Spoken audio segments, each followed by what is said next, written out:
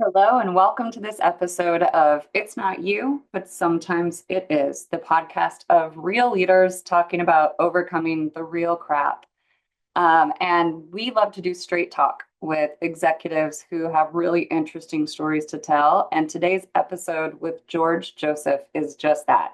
Some of the most interesting stories and a very interesting trajectory in his career as what he calls being a social entrepreneur, which truly is kind of a cutting edge mindset for executives and social change who are also really focused on profit, building a business, and doing something excellent that creates positive change in communities. So, George Joseph and I were able to really dive into some of the strategies that he has deployed that have helped him to be really successful in social entrepreneurism. I think you're really going to enjoy this. We had a lot of fun.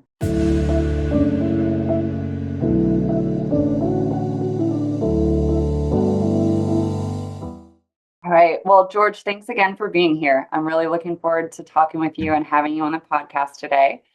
And you have one of the most interesting backgrounds I have seen. Just kind of a jack of all trades, tons of interests with a theme throughout. So I would love for you to give us a little bit of a background about your arc of your career and what's led you into all these little diverse businesses. Great start. Thanks for having me. I consider myself a social entrepreneur, and I'm from South Louisiana, so I'm half Cajun and half Lebanese, and the Lebanese love business. So I think I've always had a business interest, and my grandfather came from Lebanon and was selling clothes, door to door basically in the beginning until we had clothing stores. And I grew up working in some of those clothing stores. So, my arc is basically I partied too hard in Louisiana and got sober at 19 years old. And it become my passion to help other people. And so it created the social entrepreneurship. And when I was in my own personal rehab, the counselors called me in their office and I was facing a little jail time. So I was a little nervous. And Mhm. they said, we want you to read this book. And the book was called On Becoming a Counselor. I'm like, really? So you guys, I was happy when they said it, but I went back upstairs and talked to the other clients. I said, man, they're really hard up for help. They want me to read this book, and there's no way. I see the kind of cars they drive and the stuff they put up with. I'm never going to be a counselor, but when God calls you, you do it. And so I became a drug and alcohol counselor and loved it. I just loved helping people, and they said I had a talent to confront people where they wouldn't get defensive. And Mhm. as a manager, as a leader, that's so important because Mhm. everyone's nervous when they meet with their boss or their leader, and they get defensive so quickly because they're, fearful and insecure. And so if you can put people at ease, you can lead, I think, more effectively. And so one thing led to another, and I was a counselor, and then next thing I was a director, and the next thing you know, I had an opportunity to turn a fledgling rehab center with one location around and take it over, and I did, and built it to 20 locations and 300 employees. And after about 18 years, I put it up for sale and had a lot of interest throughout the country and sold it in 2012, and I was going to just retire, but I was only 50 years old, and that didn't work out very well. And so I got, into the software. I started a software for drug and alcohol rehab centers, and that's done really, really well. And then I don't know how I got involved with a bakery, but got a friend asked me to meet with the chef. He was having trouble with his partners, and would I mentor the chef? The next thing you know, I'm buying the bakery with another friend, and then he wants to diversify his life, so I take him out, and then you know, COVID comes along right in the middle of our growth strategy, and I'd signed leases pre-COVID and doing construction during COVID, and opened a drive-through common bond during COVID, which was very effective, and running the rehab centers, and so and then the non-compete ended, and the company I sold to was I was their landlord, and they went Chapter 11, and so I took those locations back and rebranded the rehab business. So it's been a full circle and fun to to work with people and to make a difference in the world. Absolutely. And it sounds like you've been entrepreneurial. right? Like It's, that true, I see opportunity and I've got the courage to go after it. And I would imagine that part of the courage that fuels you is your passion for the cause. yeah, yeah, absolutely. And But I think you're right. I mean, I was entrepreneurial even as a kid because I started from cutting grass to selling grass. I say, tell people before I was arrested, yeah, selling cocaine. But yeah, I think I was on, it was, I think it's genetic. It's partly my genetics. And then you're right. Once you get a passion for something and you want to stick to it and really make a difference, it really fuels me. right, right. And tell me a little bit about the software. It sounds like Yes. there was a software related to your business that you were able to really see the opportunity as well. Yeah, so it was so critical. When we were operating, we actually interviewed other companies back in the day when most all healthcare was on paper, right? And then it Hmm. started moving to technology. And long ago, we started interviewing groups to buy their software, and we ended up saying, let's just build it ourselves. And so for Hmm. the right step, the company I sold, we built our own software. And then once I sold the company, um, that was proprietary. So I ended up creating something similar to it, and it was called Lightning Step. And we started selling to all the treatment centers that we knew, and now it's all over the country and in Canada, and it's really blown up. And the goal was always if it took 4 clicks, we want it to be 2 clicks, and the Hmm. more that the clinical people could be finish with their paperwork, the more time they have for the clients. And the more time you have for your clients, the better your outcome. And then you get more clients because they're out telling the world about how great your program is, and you don't have to do marketing. That's the best marketing, right? And Yeah. so it's grown, and we ended up selling that 51% to private equity. And it's been a bumpy ride because you never know who you get in bed with, Hmm. and they make some decisions that you disagree with, and some they maybe make good decisions. But I'm not as involved, but we do use that software, and we're passionate that they continue to improve it.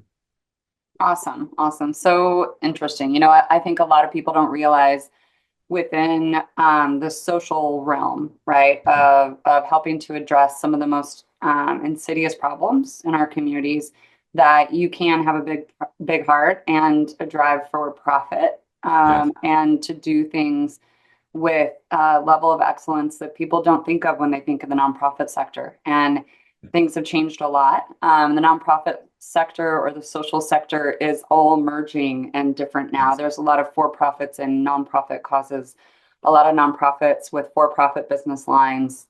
So that concept of being a social entrepreneur, I think, Mhm. is it's cutting edge. It's where things seem to be going. Yeah. Yeah. I mean, Um, I think a reasonable profit is expected, and it pushes you to do more efficient and effective ways to operate.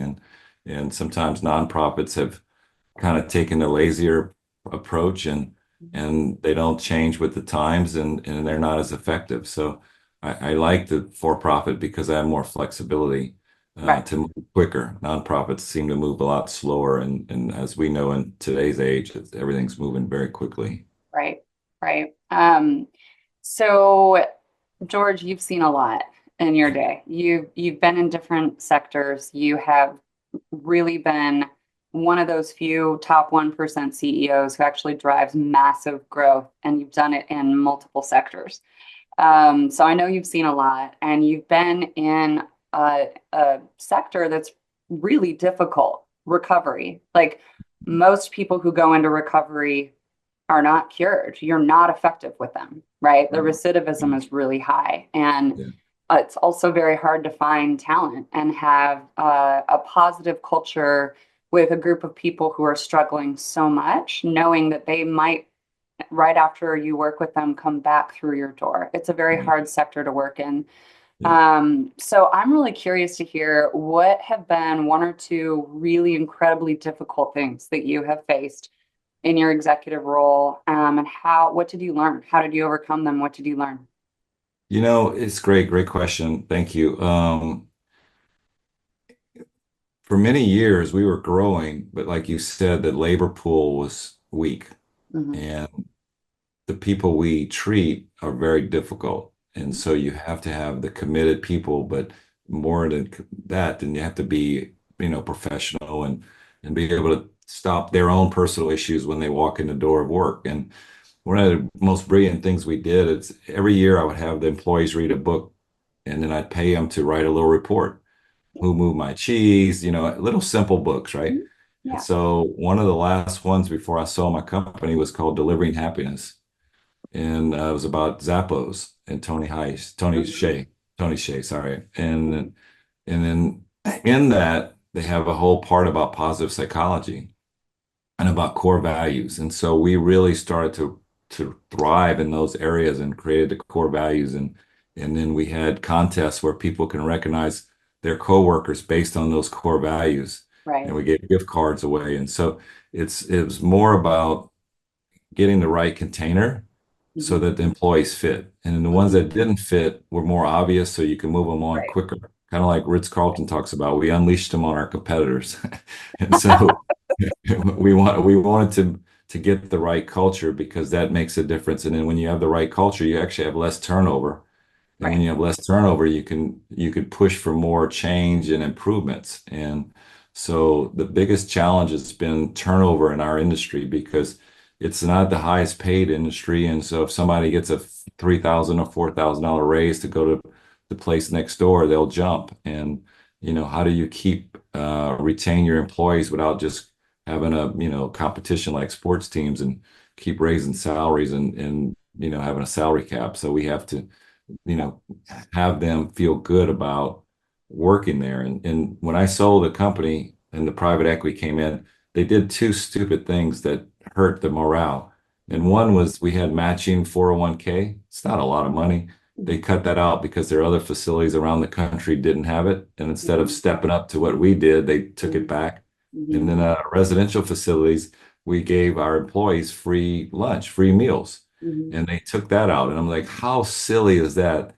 Because Right. you want your employees mixing in with the clients, with the patients while they're eating, because that's, it's part of them seeing you as being real. And you Yeah. might see things in the cafeteria that can be addressed in groups and things like that. So it's like, even though they had more MBAs than I did, they were not necessarily very smart on the important things of culture.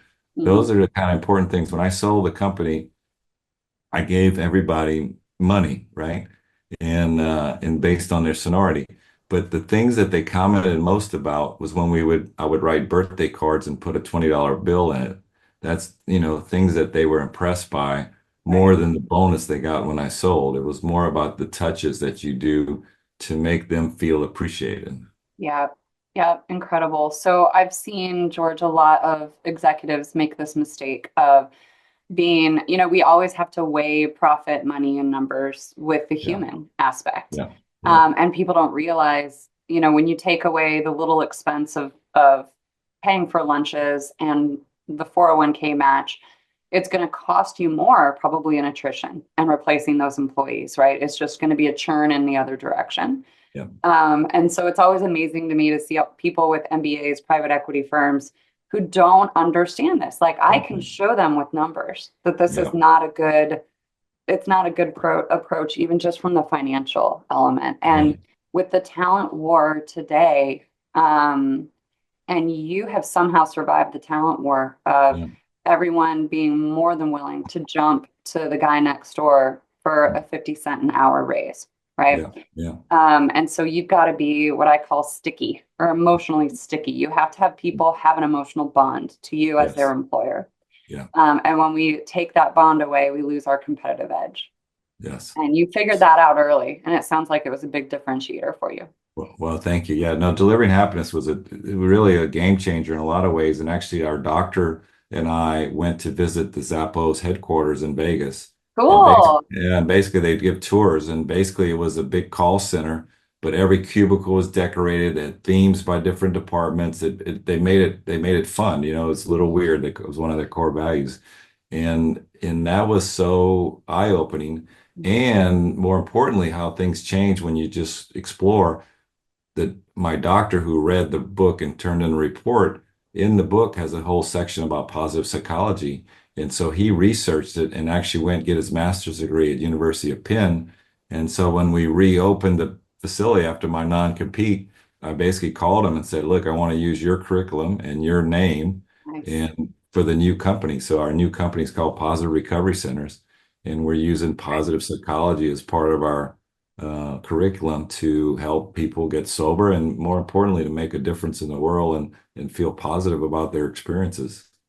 Amazing. Amazing. Yeah. So, George, can you talk about, our theme is these big pinnacle moments where we hit a major adversity, right? Yeah. And we have tough choices to make. We have to navigate through it. Yeah.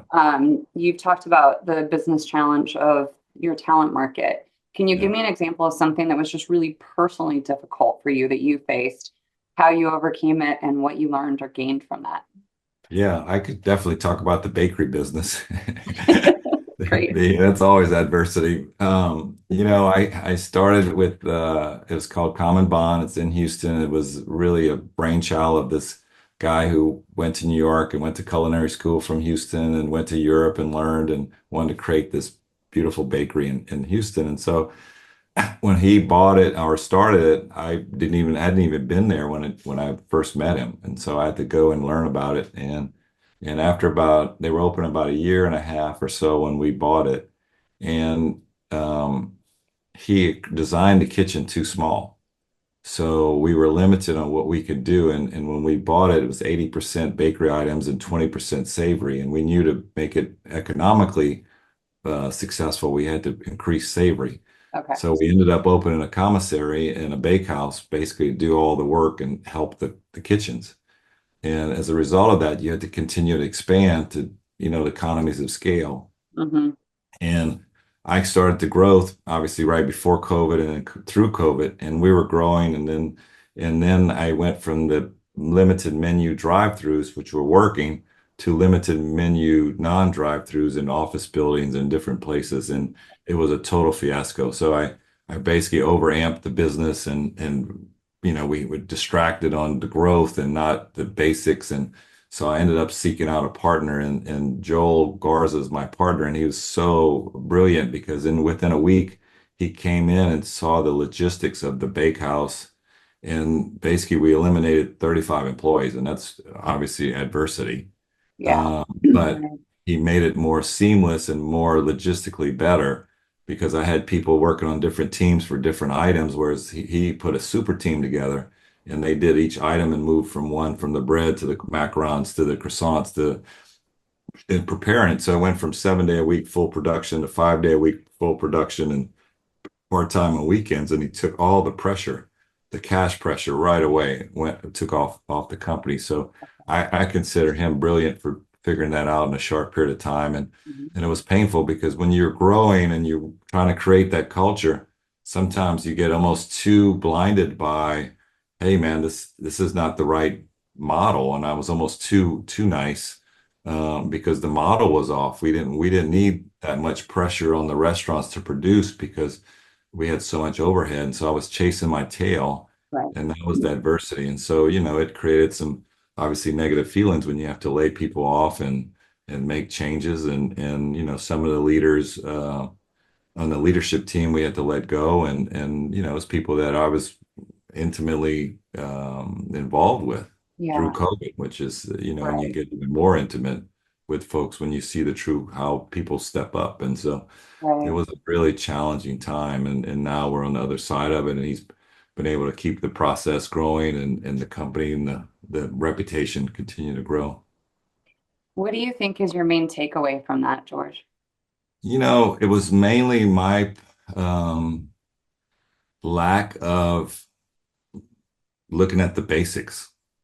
Go back and, in hindsight, I should have sat in that bakehouse commissary and just sketched everything out and looked at all the logistics and said, do we really need 85 employees to do what we're doing versus 50 that are doing it now?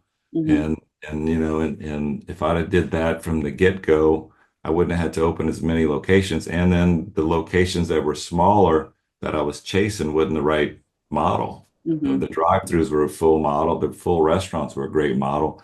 I should have stuck to those, and I think I would have not overamped the company. I basically overamped it with my own ambition because I always felt like I had to have these many locations to justify the bakehouse. Right. And we didn't. We didn't really have to. We just had to lower the expenses at the bakehouse. Okay. Yeah. Yeah. Interesting.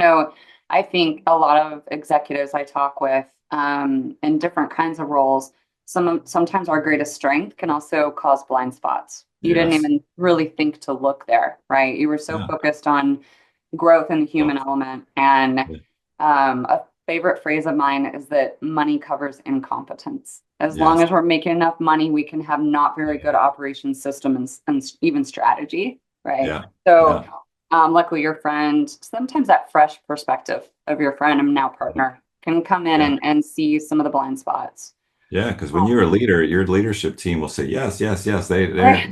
They're afraid to say, "Hey, man, we got too many people here." They were no like, "Hey, if you open more locations, we need more people." I'm like, "No, I thought I'm opening more locations to get economies of scale." They're like, "No, no, they need more people. They just can't do all that much Yeah. more work." Yeah. Yeah. So Right. it's sometimes tough being on top to make those tough decisions because it affects people's livelihoods, their Hmm. emotion, their loyalty, their support. Yeah. And but I learned that it was basically too nice and didn't dig Mhm. deep enough to look at where the issues could be improved. Yep. Yep. Well, that's a really good bridge, George, to what I wanted to ask you about next. Okay. Um, in your personal experience of creating a really high performing team Yeah. around you and Yeah. supervising, growing, coaching, mentoring, right? What have been some challenges that you've had in cultivating a high performing leadership team and just managing people in general? This time in the rehab business, I really excited about my leadership team and the president, our president, Julie, she's been with me from the first company. She's been probably 18 years I've worked together, the doctor I've Wow. worked together, and I gave both of them equity. And Mhm. then the rest of the leadership team, I had not. And as they were producing and performing, and I was working to again not be as nice and get the company more profitable. I said, look, we're freezing your salaries. The leadership team, you're making the most money. We have to take care of our people. Mhm. And obviously that's difficult for them, but I Mhm. went one step further recently and I said, look, I'm going to give you guys all equity because you have to be in this together with us, that we have to work together. And sure enough, it's already produced great results. Okay. They found some expenses that somehow could be be eliminated without affecting the quality. So that's always good, right? And Yeah. and and so they're buying in with me, and that's helping me to push them harder to Mhm. make tough decisions because I want them to think like it's their business. Yeah. A lot of executive coaches will tell a CEO or a founder, no one will ever care as much as you. That's Yeah, not true. yeah, That's right. the owner mentality. And if you Yeah, can share the owner mentality of you are yeah, an owner of this too, yeah, right? yeah, And employee-owned companies are quickly growing and yeah. that model, right, of sharing the equity and people look at it with a different lens. Yeah, I remember being in the parking lot, parking and I see trash in the parking lot at the restaurants, and I go to pick it up, and there's people there that see me, the workers. Oh no, let me get it, let me get it. I said, no, you should have got it before I got here. Don't get it now. You got to get it before I get here, not when you see me getting it. I don't mind picking up the trash. That's part of my job, but I would have hoped that you would have done it before I got here. Yeah. Yeah. So It's that a concept I really like is feed yeah, forward, yeah, right? Like next time, here's what I would like to see. see happen. And then let people own that and run with it.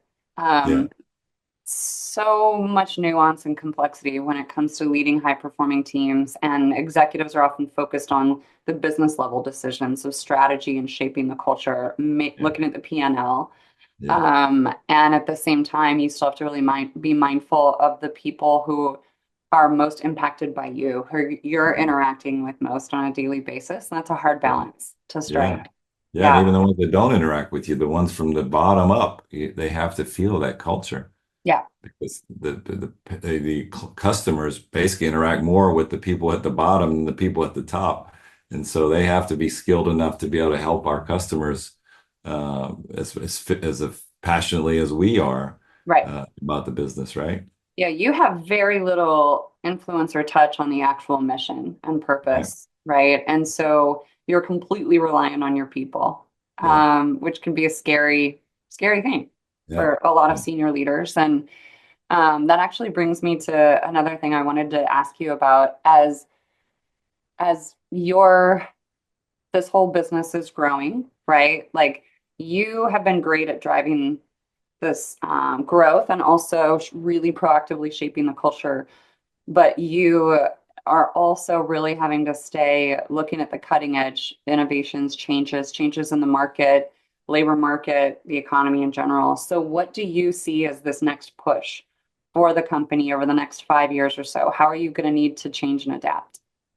Right now we're starting to play with AI in the Okay. sense that like the most important part of a rehab center is the first call. And Okay. it's like a hot potato. When someone wants help, they may change their mind in 30 minutes. You got to really be able to lock them in because with addiction, denial is so important.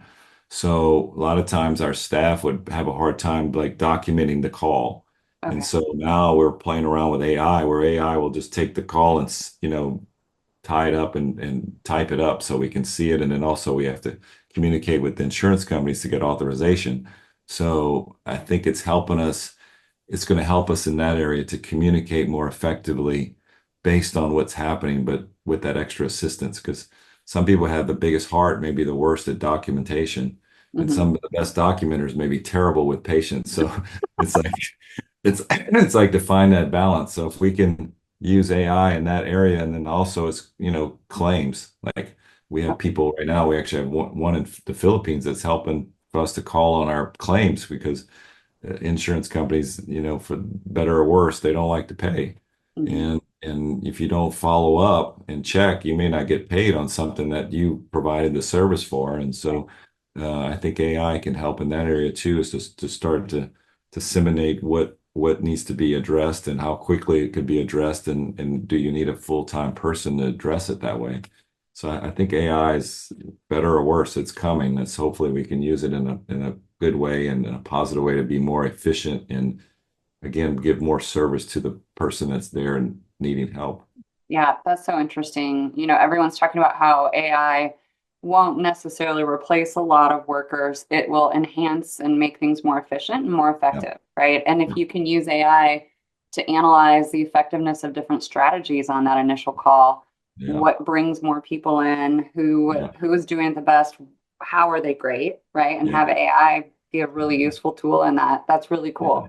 Yeah. yeah, yeah. So that's one of the things I'm really excited about. Yeah. So you see overall, do you see a bright future for addiction recovery? Are we going to get more effective at it? And the talent and labor pool problems, what do you see as coming 10, 20 years down the road in your sector? Yeah, I think that it's not a sexy industry. So most of the people that come have had their own issues. So I think that that will continue. I felt like a lot of us were older and kind of about to retire, and that there weren't younger people stepping up. But I'm starting to see more and more younger people come into the industry and step up. I think we could do more to cultivate the industry. And I think addiction will never go away. Obviously, it keeps changing, and with Yeah. fentanyl, you're actually losing people. But Yeah. the addiction to me has always been a kind of a 10% of the population issue. That there's 10% of the population that's always going to have addiction issues, and it's how do we address those? And so I think there's always going to be a need for facilities Mm-hmm. and for treatment, and then it's to have the quality of staff and them learning how to take care of themselves so they don't burn out Hmm. and stay fresh. And so the wellness aspect of it will help.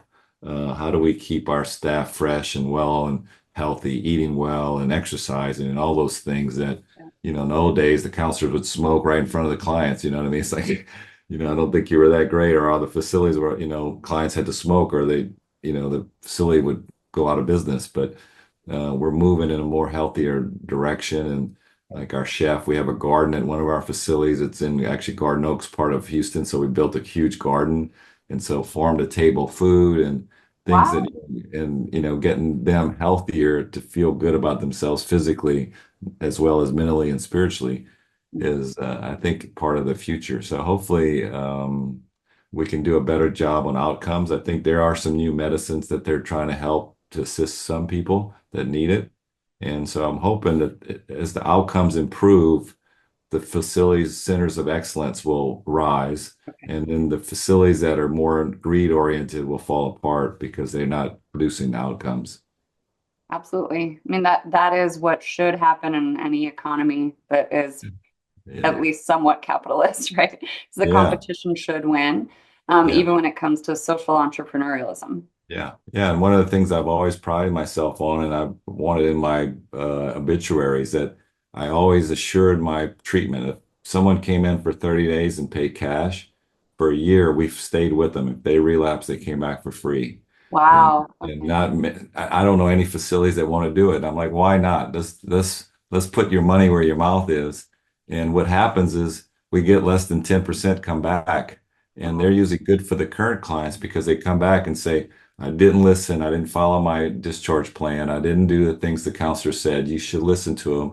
And I thought I could do it. And they're good for the current client. So it's always been a win-win, and I've always advocated for it and try to push my fellow treatment center owners to have policies like that, because when people put their hard-earned money out there, I want to give them a guarantee that I'm going to be in their back at least for a year, that I can give them a good foundation, but they have to stay for the full 30 days to Hmm. get that Yeah. assurance. Yeah. Georgia, it sounds like you've been kind of a brilliant business strategist in a number of sectors, but you relied on these principles of taking really good care of people and thinking outside the box. Well, thank So, you. do you have any kind of final advice for leaders who are in these tough sectors, who are Yeah. trying to drive change? What would your parting words of wisdom be? I mean, there's no magic bullet, right? Everybody wants the one magic thing. There's no magic thing. It's the combination of many things. And culture is number one. Cash flow is number two. You don't have cash, you don't have culture.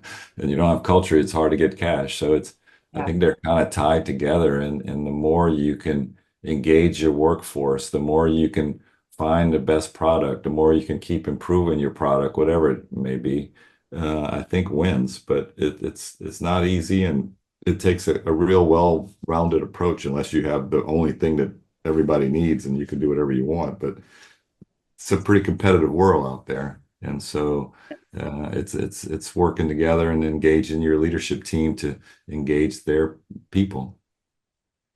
Well, George, thank you again for your time and sharing Thank you, Meg. stories, this wisdom. It was such a joy to be able to talk with you. Same here. I really appreciate it.